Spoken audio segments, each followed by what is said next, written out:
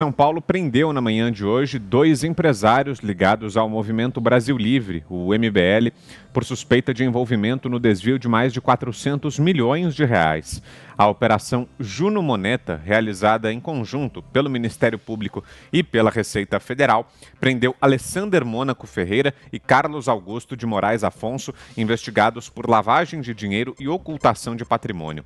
De acordo com o MP, o MBL recebia doações de forma suspeita por meio de cifras ocultas em uma confusão jurídica empresarial com o movimento Renovação Liberal.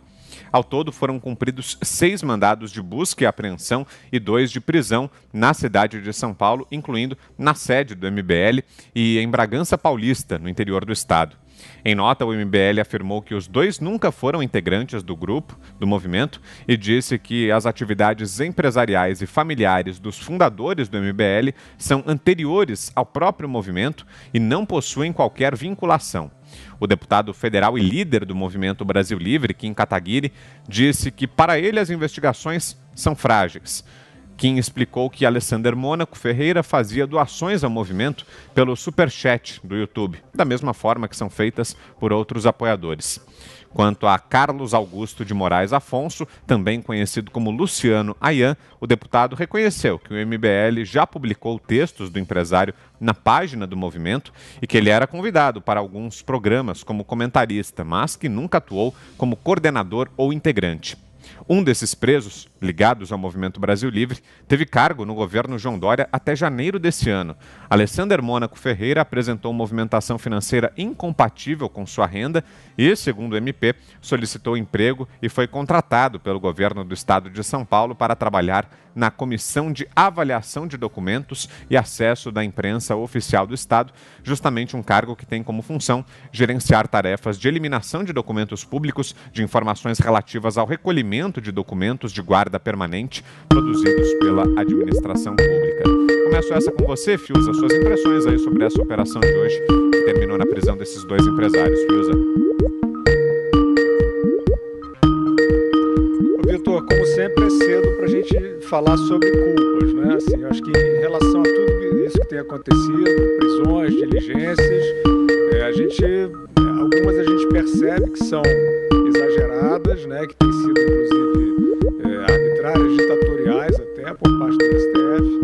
Então não vou falar disso. Eu acho que estão aí noticiadas, né? As premissas da polícia, do Ministério Público de São Paulo, né? Vamos aguardar. O que eu posso falar um pouco é sobre o movimento, né? Sobre o movimento MBL, que é um movimento que tem uma importância grande na história recente do Brasil. Sem favor nenhum a esse movimento, foi um agente importante no impeachment da Dilma Rousseff, fez um tipo de ação muito inteligente, muito corajosa, junto a parlamentares, junto à opinião pública. Era o impeachment da Dilma já em plena Lava Jato. Parecia que não sairia nunca, né? A Lava Jato com altos resultados já quando a Dilma foi reeleita, e parecia que a opinião pública estava ali adormecida em relação àquela já quase década e meia de roubalheira do PT. O MBL foi bem importante nesse momento, assim, ele articulou, ele fez campanhas inteligentes, e depois, no período de transição, o MBL também teve uma postura que eu acho que foi bastante madura, porque se deu ali uma retomada de agenda de reconstrução no Brasil, sob o governo Temer, que não era o governo das raposas do MDB, era um governo do Ilan Goldfein, do Meirelles, das reformas trabalhista, fiscal, se tentou a da Previdência, e houve uma conspiração sórdida contra o Brasil naquele momento, naquela delação fajuta do Joesley, coordenada pelo Rodrigo Janot. E o MBL assumiu a posição certa naquele momento, duvidando, né, daquela ação supostamente lavajatista contra o Temer. Quando o Bolsonaro foi eleito, eu não sei mais o que aconteceu com o MBL, né? O MBL passou a assumir uma posição sistemática, posso dizer automática, em relação ao governo, contra o governo. Várias das pautas, eu acho que até em termos de representação parlamentar, o movimento nem sempre votou contra, mas passou cada vez mais, e no final do ano passado já estava inteiramente engajado, né, em qualquer coisa que fosse contra a agenda do governo, que, como a gente sabe, especialmente na área econômica, é uma agenda liberal, e eles são um movimento liberal, né? Tá escrito no nome. Então, passaram a fazer cara de nojo para tudo, e aí esse tipo de coisa eu começo a desconfiar, né? Porque oposição automática, sistemática. E aí, para culminar, Vitor, o movimento se engajou, eu acho que na virada mais soturna que a política brasileira assistiu nos últimos tempos, que é essa caçada à liberdade de expressão, né? A CPI das fake news foi apoiada pelo MBL.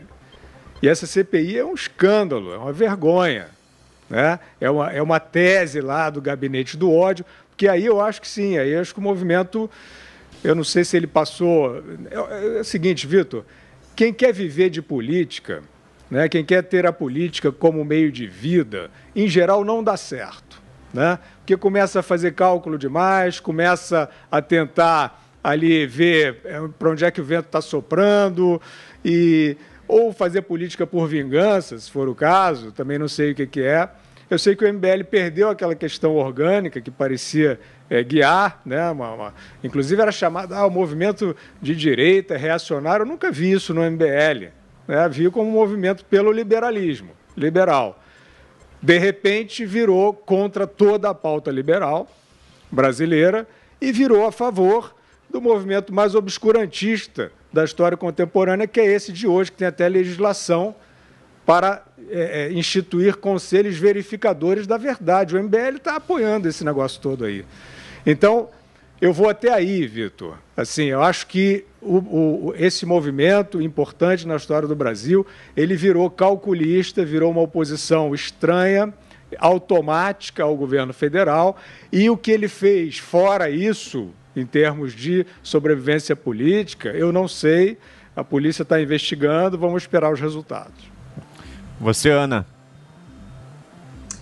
Bom, o Luciano Ayan, ele pode não ser membro inscrito, né, ali do MBL, ou estar nos documentos como membro oficial do MBL, mas é sabido da proximidade dele com todos os integrantes do MBL, vídeos e entrevistas e fóruns e congressos, e enfim. Então é sabido da proximidade, o que não imediatamente coloca ninguém do MBL culpado de algum crime que porventura venha a aparecer. O que o Fiuza colocou muito bem, que a gente tem que aguardar as investigações. Isso é uma coisa que a gente sempre pede aqui, né? Ainda mais no momento onde a gente vê leis de mordaça serem passadas ali a toque de caixa no Congresso, os parlamentares apoiando isso, parlamentares apoiando e cidadãos também apoiando esse inquérito bizarro do STF, que também amordaça de uma forma muito perigosa a sociedade, as redes sociais, os aplicativos de mensagem. E o que me espanta muito e me espantou muito foi essa virada que o Fiuza muito bem colocou, que eu não vou nem entrar nela de novo. O MBL foi um movimento importante ali durante o impeachment da Dilma, e logo que entrou no governo Bolsonaro foi uma virada muito estranha, críticas muito fortes, principalmente a medidas econômicas liberais do ministro Paulo Guedes e da equipe dele, críticas dentro da reforma da Previdência. Foi um movimento que ficou muito estranho, e aí a gente tem que se questionar desse cálculo político que o Fiuza muito bem colocou, porque logo depois ali do impeachment, né, e com a popularidade em alta, até dentro da plataforma do então candidato Bolsonaro, eles elegeram deputados federais, estaduais e em várias esferas públicas pelo Brasil, e parece que agora existe um cálculo político, e a gente agora tem que acompanhar essas investigações, porque eles perderam já nesse cálculo e nessas atitudes que a gente vem testemunhando um capital político muito grande. Isso foi óbvio. Você vê que a popularidade deles caiu bastante, principalmente quando a crítica ela ficou uma crítica como a crítica da oposição, aquela coisa que tudo que o governo faz está errado, tudo que Paulo Guedes faz está errado, qualquer ministro que fale alguma coisa está errado. Então entraram nesse mantra aí desses militantes aí da imprensa, e isso mostrou que o capital político deles era muito frágil e muito atrelado às pautas do governo, às pautas liberais. O que a gente continua falando é que a gente quer acompanhar as investigações. Agora, uma coisa interessante, as mesmas pessoas que hoje estão falando que possa ter existido algum autoritarismo nessa prisão desses dois empresários ligados ao MBL, essas mesmas pessoas que falam isso hoje silenciam e silenciaram no autoritarismo da prisão do jornalista Oswaldo Eustáquio, por exemplo, onde nem saber qual é o objeto ali do inquérito ele ou os advogados sabem. Então, nesse caso aí, a gente tem que seguir um padrão de que a Constituição tem que ser seguida e as investigações correrem o seu curso legal. Você, Zé Maria, quero ouvi-lo também. O Brasil passou por um momento muito difícil. Era um momento de trevas, as pessoas estavam sem saber o que fazer, todos cabisbaixos, né? O grupo de esquerda que dominou a cena política no Brasil durante muito tempo se uniu aos conservadores da política. E quando eu digo conservadores, conservem o dinheiro público no meu bolso, né? E isso fez uma maioria muito grande no Congresso Nacional. Muito, massacrante. Qualquer projeto apresentado pelo ex-presidente Lula ou proposta passava tranquilamente. Depois descobriu-se que era o tal mensalão, a mola que movia a política brasileira. E logo depois do mensalão, veio exatamente a Lava Jato para desnudar esta aliança esquisita entre esquerda e conservadores, conservadores do dinheiro público no meu bolso, que é o lema do grande centrão, e que dominou a cena política. E aí, como do nada, ninguém acreditava, apareceram movimentos espontâneos na sociedade, como o MBL, o Vem para as Ruas e outros movimentos. E levou as massas, de uma forma pacífica, vestidos de verde e amarelo, né, com famílias, e revolucionou o Brasil. Esse foi um movimento espontâneo, forte e inevitável. Tirou o Brasil do caminho certo para o brejo. Passado o impeachment da ex-presidente Lula, da ex-presidente Dilma, isso é comum, essa confusão, e aí já no governo Temer, esses grupos que levaram as pessoas às ruas não entenderam muito bem o processo político, porque todo o discurso deles era de nós não somos políticos, mas passaram a ser. Todos que militam politicamente acabam sendo políticos. Nem vou citar aqui os filósofos que dizem que, ao se colocar como não político, já é uma posição política muito forte. Pois bem, o MBL era de tal forma despreparado politicamente que o nome não era registrado. Eu fui o primeiro a dar essa matéria dizendo o seguinte: veio um advogado, analisou o MBL, não tinha nada registrado, e registrou em nome dele, o MBL, e colocou o Alexandre Frota como presidente do MBL. Isso. Aí o pessoal do MBL ali, o Kim Kataguiri, esse pessoal, o Ayan, falaram, gente, e aí? Eles não tinham registrado a marca.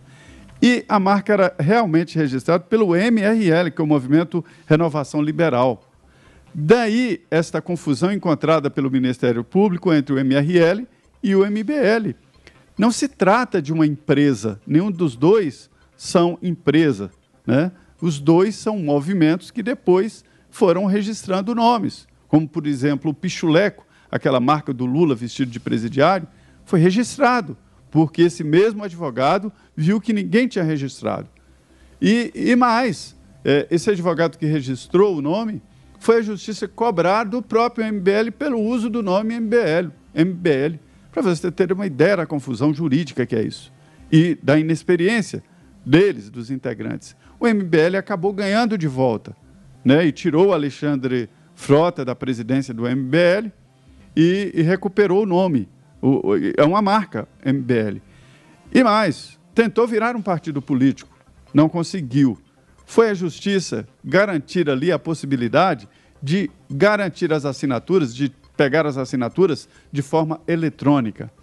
A resposta foi de sim, poderia ser eletrônica, desde que todos os assinantes tivessem certificação digital. Olha, menos de 8% da população brasileira tem certificado digital, ou seja, impossível. Então, teria que entrar na fila, fazer aquelas assinaturas que o presidente Bolsonaro está tentando ali com o Aliança. Eu estou contando essa história para ver que o MBL é hoje político e não pode se livrar desses dois, nem do Ayan e nem do Alexander. Os dois são do MBL, mas não são o MBL, né? Eu conversei com integrantes do MBL que dizem o seguinte: eles estão sendo atacados de uma forma midiática. Acham, não é.